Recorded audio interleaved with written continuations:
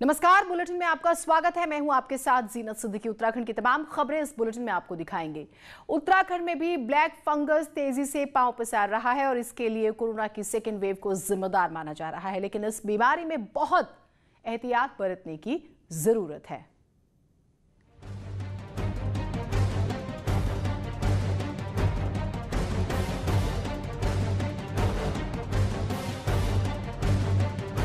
Corona की दूसरी लहर अभी थमी भी नहीं थी कि ब्लैक फंगस ने लोगों की मुश्किलें और बढ़ा दी हैं। ब्लैक फंगस के लिए कोरोना की दूसरी लहर को जिम्मेदार माना जा रहा है। डॉक्टरों का मानना है कि कोरोना के सेकंड वेव में स्टेरॉइड्स को एक बेहतर विकल्प माना गया था, लेकिन इसके सही तरीके से इस्तेमाल न करने के चलते ब्लैक फंगस को पनपने का मौका मिल गया। क्योंकि पिछले बार के में और इस बार में हमने स्टेरॉइड्स को जो है ज़्यादा प्रयोग करना शुरू किया, तो मुझे ये लगता है कि इस बीमारी के बढ़ने के पीछे ये भी हो सकता है कि स्टेरॉइड का सही तरीके से प्रयोग न कर पाने की वजह से ये केस थोड़ा फ्लेयर अप हो रहे हैं। ब्लैक फंगस से बचाव के लिए एहतियात के तौर पर दिशा निर्देश भी जारी कर दिए गए हैं। क्योंकि ब्लैक फंगस जो है कॉमनली फाउंड फंगस है, जो एटमॉस्फेयर में, मिट्टी में, हमारे घर के आसपास और अस्पतालों में कॉमनली होता है।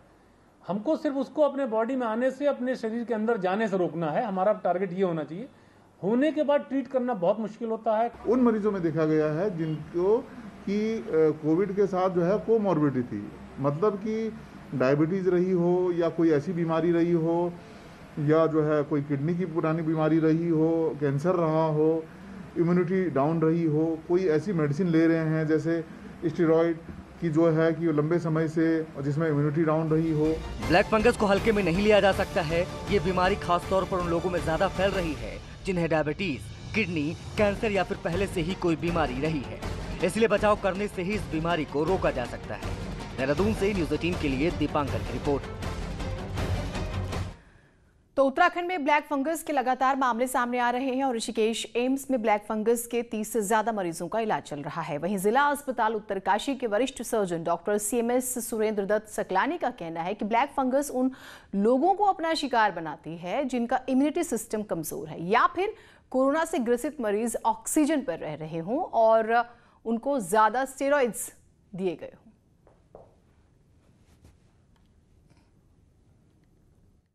उसका रीज़न यही एक ये कि एक तो हमारी स्टेरॉइड की मात्रा बहुत ज़्यादा चल रही है, दूसरा डायबिटिक पेशेंट है, तीसरी बात है कि हम लोग की इम्यूनिटी जो है कम हो गई है।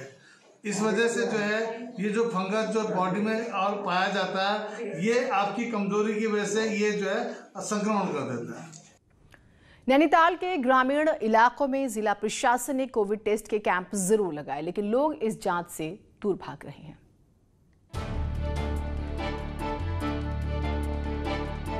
पहाड़ के कई गांव कोविड की चपेट में आ चुके हैं, लेकिन ग्रामीण बीमारी का सामना करने के बजाय इससे दूर भाग रहे हैं। नैनीताल के खुरपाताल जगयूड़ा तोक में कोविड कैंप शुरू किया गया, लेकिन लोग कैंप से अभी कोसों दूर भाग रहे हैं। तो क्षेत्र में कई परिवारों में ऐसा है कि आ नहीं रहे, उनके परिवार में कोविड के मरीज भी हुए, लेकिन उनको कई बार अवगत कराया कि आप आइए, और लोग टेस्ट कराने नहीं आ पा रहे। रात दिन यही कहते थे कि भाई यहाँ पर वो आए, डॉक्टर की टीम आए, लोगों को देखे ताकि संक्रमण न फैले। अब जिन लोगों के घरों में क्वारंटीन है वो तो नहीं आ रहे यहाँ पर। बीते 1 महीने से बेताल घाट, ओखलकांडा, भीमताल और रामगढ़ के ग्रामीण इलाकों में कोविड तेजी से फैला है। हालात ये हैं कि कोरोना गांव-गांव तो दूर, घर घर में घुस चुका है। जांच के लिए लोगों के न आने से डॉक्टर भी परेशान हैं, तो ग्राम प्रधान क्वारंटीन सेंटर में जाकर समझाने की कोशिश कर रही हैं। कई लोग में डर है कि हम सैंपलिंग कराएंगे तो हम पॉजिटिव ना आ जाए। ये चीज गलत है। अगर आप में 3 दिन से ज्यादा सर्दी जुकाम बुखार है तो आपको सैंपलिंग करानी, टेस्ट कराना बहुत जरूरी है। अभी तो लोग होम क्वारंटीन है। अभी कुछ 5 क्वारंटीन सेंटर हम लोगों के माध्यम से बनाए गए हैं। देखेंगे वर्तमान में अगर जैसी परिस्थिति आएगी उस हिसाब से हम इनको क्वारंटीन करके लोगों को सुविधा देंगे। ग्रामीण इलाकों में टेस्टिंग की सुविधा जरूर शुरू हुई है, लेकिन कई लोग टेस्ट कराने नहीं आ रहे हैं। ऐसे में अगर वो नहीं आते हैं तो आसपास संक्रमण फैलने का खतरा बना रहेगा। वीरेंद्र बिष्ट, न्यूज़ 18, नैनीताल। हरिद्वार जिले में कोरोना संक्रमण अब गांव की तरफ बढ़ने लगा है। ग्रामीण क्षेत्रों में संक्रमण की बढ़ती रफ्तार को देखते हुए जिला प्रशासन ने सावधानियां बरतनी शुरू कर दी है। गांव में स्वास्थ्य सुविधाओं के साथ निजी डॉक्टरों और मरीजों पर जिला प्रशासन नजर बनाए हुए है। प्रत्येक गांव में जितने भी हॉस्पिटल्स है या जो है चाहे कोई गलत ढंग से इलाज करने के लिए जो जैसे झोला छाप डॉक्टर्स भी बोलते हैं, इस प्रकार का मल्टीपल लोग जो है आज के डेट में जो काम कर रहे हैं इस फील्ड में, सभी के बारे में अभी सूचना इकट्ठा कर दिया गया है। सभी एसडीएम्स को एक टास्क दे करके तो प्रत्येक जगह में जा करके इसको समीक्षा भी कर रहे हैं कि अगर अवैध तरीके से कुछ है तो उनके खिलाफ कार्रवाई करेंगे। उत्तराखंड में इस वक्त कोविड मैनेजमेंट में साल 2020 की तैयारियां काम कर रही है, कहना है पूर्व मुख्यमंत्री त्रिवेंद्र सिंह रावत का। न्यूज़ 18 से खास बातचीत में उन्होंने कहा है कि आज कुल केस लाखों में पहुंच चुके हैं और एक्टिव केस 70,000 के करीब हैं और ऐसे में वो तैयारियां काम आ रही हैं जो 2020 में की गई थी। लेकिन आज जो कुछ भी हुआ है, इंफ्रास्ट्रक्चर जो उस समय तैयार किया गया था, और जब मैंने एक बार ये कहा था कि हमने 25,000 पेशेंट अगर हमारे राज्य में होते हैं तो उसकी हमारी तैयारी है, तो इसी मीडिया ने उसमें मेरी आलोचना की थी कि मुख्यमंत्री क्या कह रहा है, 25,000 की बात कर रहे हैं। और आज हमारे पास लाखों की संख्या में पेशेंट हो गए हैं। 70-80,000 तक हमारे पास एक्टिव केस अभी 4 दिन पहले तक थे, 80,000 के आसपास। सरकार के मंत्रियों को फिर केंद्रीय नेतृत्व का फरमान आया है कि जिन जिलों के प्रभावी हैं वो वहां कोविड का हाल जाने। तो सवाल है कि आखिर बीजेपी के राष्ट्रीय संगठन को ये कहने की जरूरत ही क्यों पड़ी।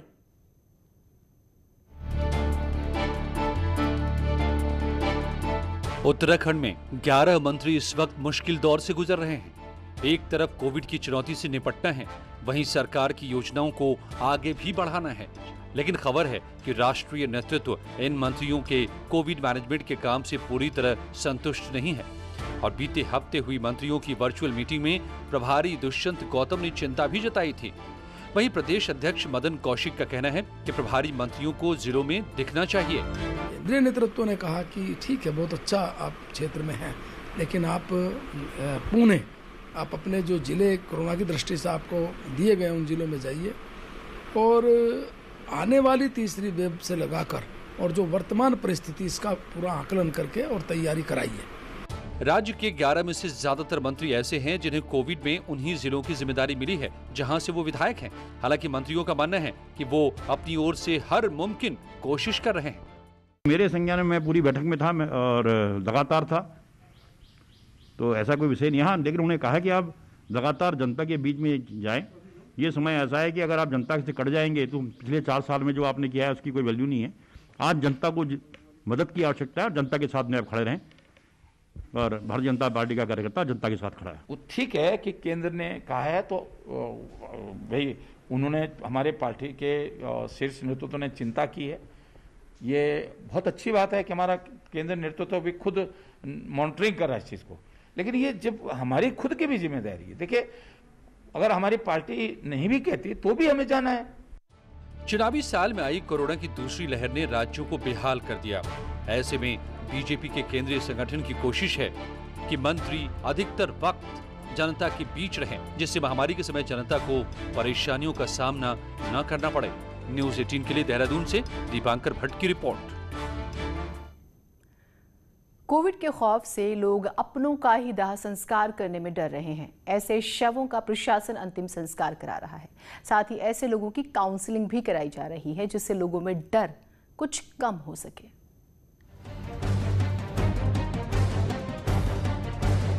कहते हैं मुश्किल समय में अपने ही अपनों के काम आते हैं, लेकिन रायपुर के कोविड डेडिकेटेड शमशान घाट में कई ऐसे संक्रमित शव भी थे जिन्हें अपनों ने ही अंतिम समय में ठुकरा दिया।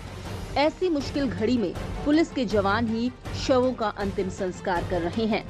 24 मार्च से 17 मई के बीच प्रदेश भर में 340 से ज्यादा संक्रमित शवों का पुलिस ने दाह संस्कार किया। कोविड संक्रमित शवों को अपने ही लेने नहीं आ रहे, जिसके चलते अब प्रशासन ने लोगों की फोन पर काउंसलिंग शुरू की है। लोगों को समझाने की कोशिशें की जा रही हैं। तो ऐसे में पहले हम प्रयास करते हैं कि उनकी काउंसलिंग की जाए और काउंसलिंग करके उनको जो है ये कार्य करने के लिए जो है, क्योंकि एक भावना जुड़ी होती है उससे, तो इसलिए किया जाए। सब डरते हैं साहब, और कुछ डरते हैं, खाली कई लोग सोचते हैं कि हमारे ऊपर बीमारी ना फैल जाए, इसलिए डरते हैं, भागते हैं। राज्य के डीजीपी भी कहते हैं कि कोरोना संक्रमण के डर के चलते कई लोगों का व्यवहार बदल गया है और वो अपनों का ही अंतिम संस्कार नहीं कर रहे। कहीं डर है, कहीं असमर्थता है कि हम तो अब कुछ कर नहीं सकते, जो जाना था चला गया, अब छोड़िए, जैसे मर्जी आप कर दीजिए साहब, हमें कुछ मतलब नहीं। ये एटीट्यूड रहता है, या तो किसी का कोई नहीं होता, वो अधिकांश जो एटीट्यूड ये है कि अब हमारा तो जाना था चला गया, अब साहब हमें अब मुक्त कर दो, आप जैसे मर्जी इसका संस्कार। कोविड भले ही एक खतरनाक बीमारी है, लेकिन अपनों को सिर्फ इसलिए छोड़ देना कि वो कोविड संक्रमित है, इस व्यवहार को कहीं से भी सही नहीं ठहराया जा सकता। उम्मीद है काउंसलिंग से शायद लोगों को समझाया जा सके।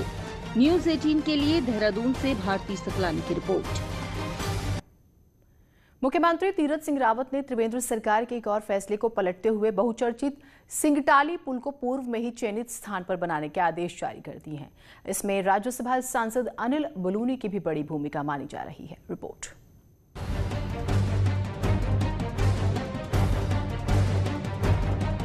ऋषिकेश से श्रीनगर के बीच सिंगटाली में 1000 गांवों को जोड़ने के लिए साल 2006 में सिंगटाली में पुल स्वीकृत किया गया था। पुल तक पहुंचने के लिए रोड भी बना दी गई थी, लेकिन कई कारणों से मोटर पुल का काम शुरू नहीं हो पाया। बीते साल त्रिवेंद्र सरकार ने इस पुल को निरस्त कर करीब 3 किलोमीटर नीचे नई जगह पर प्रस्तावित कर दिया। इस पर ग्रामीणों में भारी आक्रोश था। इसी साल 22 फरवरी को राज्यसभा सांसद अनिल बलूनी जब अपने गांव जा रहे थे तो ग्रामीणों ने उनको अपनी परेशानी बताई। तब बलूनी ने ग्रामीणों से वादा किया था कि वो चिंता न करें, पुल वहीं बनेगा जहां पहले स्वीकृत था।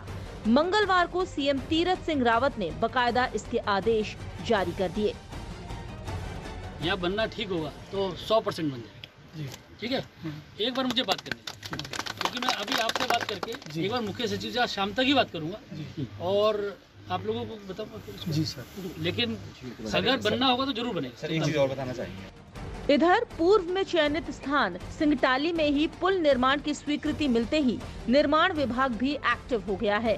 करीब 250 मीटर लंबे इस मोटर पुल का एस्टीमेट बनाकर मंजूरी के लिए शासन को भेज दिया गया है। तो वर्तमान में अभी 18 तारीख को ही शासनादेश हुआ है, जिसके तहत इसको पूर्व चयनित साइट पे ही बनाया जाना है।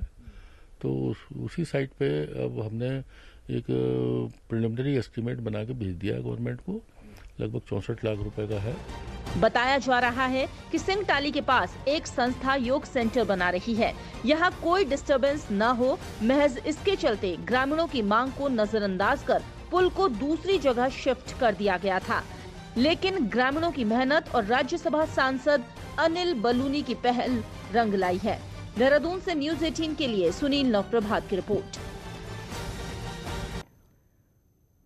रुड़की के झबरेड़ा विधानसभा के भक्तोवाली गांव में बीजेपी विधायक देशराज कर्णवाल को ग्रामीणों ने जमकर खरी खोटी सुना दी। विधायक विकास कार्यों का जायजा लेने पहुंचे थे, तभी गांव वाले नाराज हो गए।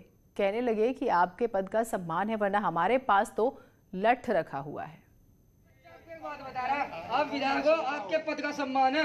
जिस दिन आप विधायक से हट जाओगे और दोबारा वोट मांग नहीं रहा तो गैलरी में लट रखा है, ध्यान रखिए इस बात को। आपने कोई काम नहीं किया है, ठीक है नहीं? उस दिन से नहीं आया। जब आप परसों अस्पताल पाए थे, आपने पीछे क्यों नहीं देखा? और आप एक अपराधी बलात्कारी के साथ बात कर रहे हैं। आपको एक बात बता रहा, आप विधायक हो, आपके पद का सम्मान है। जिस दिन आप विधायक से हट जाओगे और दोबारा वोट मांग नहीं रहा तो गैलरी में लट रखा है, ध्यान रखिए इस बात को। आपने कोई काम नहीं किया है, ठीक है नहीं? उस दिन से नहीं आया। जब आप परसों अस्पताल पाए थे, आपने पीछे क्यों नहीं देखा? और आप एक अपराधी बलात्कारी के साथ बात कर रात को।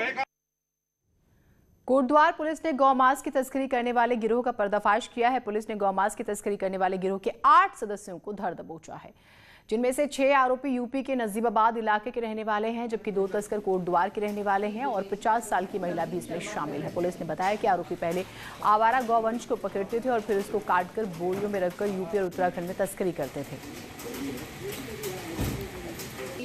दिनांक 19 अप्रैल को यहाँ पर एक हमें गौवंश अधिनियम पे मुकदमा दर्ज हुआ था, जिसमें लगातार हम लोगों की खोजबीन जारी थी कि ये किसके द्वारा किया गया है। तो आज हम लोगों ने इसमें 8 अभियुक्तों को गिरफ्तार किया है, जिसमें उसे ले जाने वाले और काटने वाले, बेचने वाले सभी लोग इन्वॉल्व हैं। पूरा ग्रुप ही हमने इसमें गिरफ्तार किया है। अल्मोड़ा जिले के चौखुटिया के हलगाड़ के तारबाड़ में गुलदार पिछले 14 घंटों से फंसा रहा। ग्रामीणों की सूचना के बाद वन विभाग और प्रशासन की टीम मौके पर पहुंची, लेकिन तेज बारिश की वजह से रेस्क्यू करने में काफी दिक्कतें हुई। गुलदार के पकड़े जाने के बाद गांव वालों ने राहत की सांस ली है।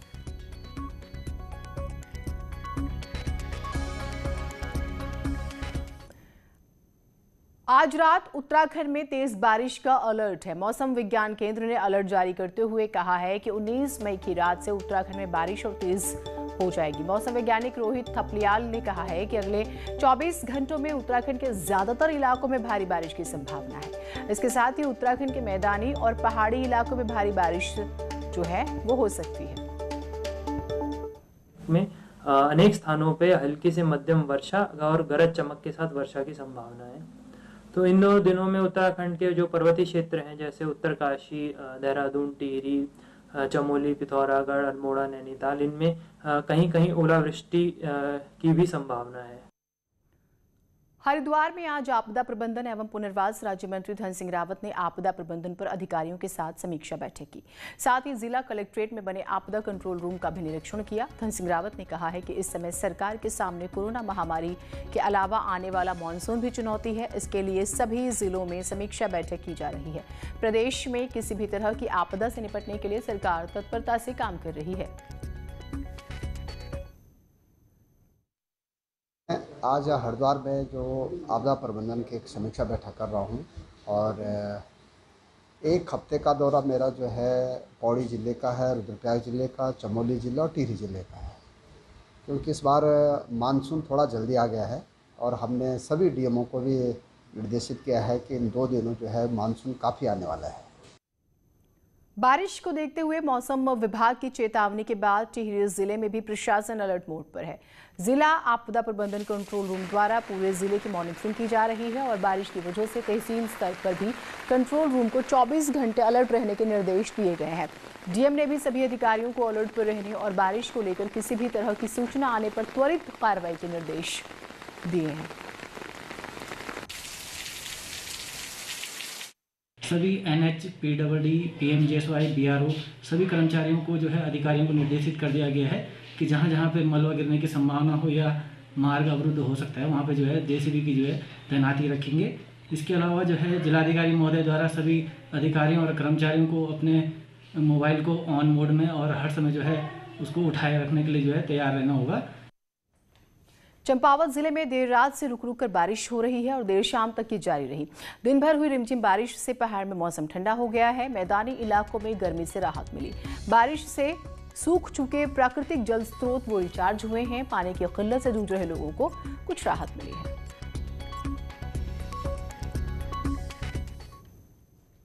बाजपुर में कोरोना वायरस की समाप्ति को लेकर बालाजी घाटा मंदिर समिति के पदाधिकारियों द्वारा हवन यज्ञ यात्रा निकाली गई। मंदिर समिति द्वारा निकाली गई हवन यज्ञ यात्रा संजय कॉलोनी से शुरू हुई और विभिन्न मार्गों से होती हुई मंदिर परिसर में समाप्त हुई।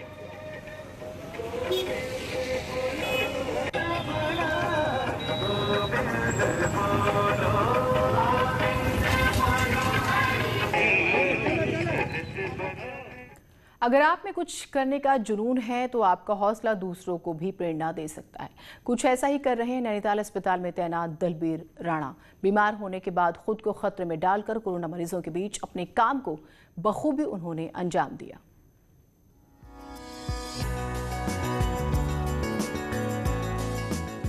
नैनीताल जिला अस्पताल में तैनात दलबीर राणा पिछले 1 साल से ऐसे ही रोजाना लोगों की कोरोना जांच कर रहे हैं। घर परिवार की चिंता छोड़ दलबीर सुबह 8 बजे पीपीई किट पहनकर रोज 200 लोगों की जांच करते हैं और कोरोना के पॉजिटिव मरीजों के सीधे संपर्क में आते हैं। खतरे के बीच अपने काम को बखूबी अंजाम दे रहे दलबीर कहते हैं कि जब पूरा मेडिकल स्टाफ ड्यूटी पर है तो वो कैसे पीछे रह सकते हैं। डर का माहौल तो सभी जगह भी, तो फिर भी हम लोग का डिपार्टमेंट ही ये है और पूरा डिपार्टमेंट लगा तो हम लोग भी पीछे नहीं है। पिछले मार्च 2020 से हम लोग ये आपके RT-PCR के सैम्पलिंग, एंटीजन के सैम्पलिंग और अब ट्रूनाट जो मशीन आ गई है इसमें भी हम लोग रेगुलर टेस्टिंग कर रहे हैं। दरअसल दलबीर राणा हार्ट के मरीज हैं और कोरोना मरीजों के संपर्क में आने के बाद एक बार कोविड पॉजिटिव भी हो चुके हैं और 17 दिन में कोरोना की जंग लड़ने के बाद मेडिकल का ये सिपाही फिर कोविड की जंग में लौटा और अपनी सेवाएं दी। ये हौसला इस तरह से इनको देते हैं कि ये जितने भी बीडी पांडे का जो वर्कर है, चाहे वो लैब टेक्नीशियन हो, चाहे हमारे डॉक्टर्स हों, हमारे एम्बुलेंस चालक हैं, हमारे सफाई के कर्मचारी हैं, ये पूरी तन-मन धन से काम करते हैं। बहरहाल दलबीर राणा उन लोगों को आईना दिखा रहे हैं जो अपनी बीमारी का हवाला देकर अपनी ड्यूटी से भाग रहे हैं। वहीं दलबीर अपने काम से साबित कर रहे हैं कि डर के आगे जीत है। न्यूज़ 18 के लिए नैनीताल से वीरेंद्र बिष्ट की रिपोर्ट। एक छोटा सा ब्रेक ले रहे हैं, कहीं मत जाइएगा।